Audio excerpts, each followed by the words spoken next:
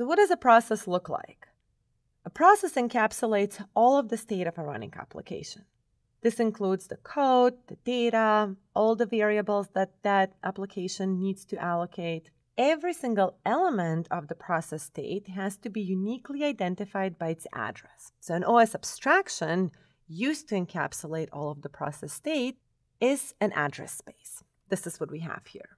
The address space is defined by a range of addresses from v0 to some vmax, and different types of process state will appear in different regions in this address space. What are the different types of state in a process? First, we have the code, the text, and the data that's available when the process is first initialized. So all of this is static state that's available when the process first loads.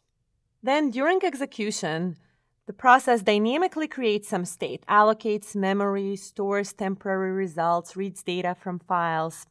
This part of the address space we call a heap. In this picture here, the heap is shown as a contiguous portion of the address space starting immediately after the data.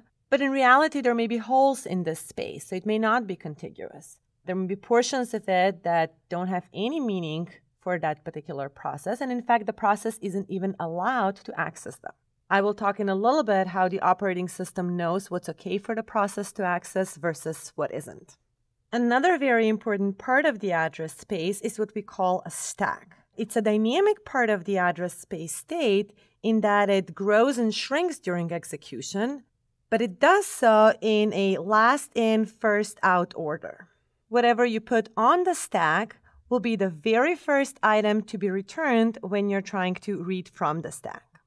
Consider, for instance, we're executing a particular portion of the process, and now we need to call some procedure to jump to a different part of the address space. We want to make sure that the state that we were in at this point of the execution before we called this other procedure is saved, and then that it will be restored once we come back from the execution.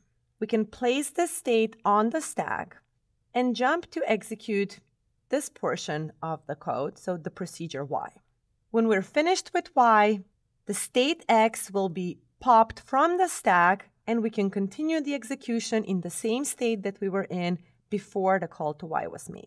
There are lots of points during a process execution where this last in, first out behavior is very useful. So the stack is a very useful data structure.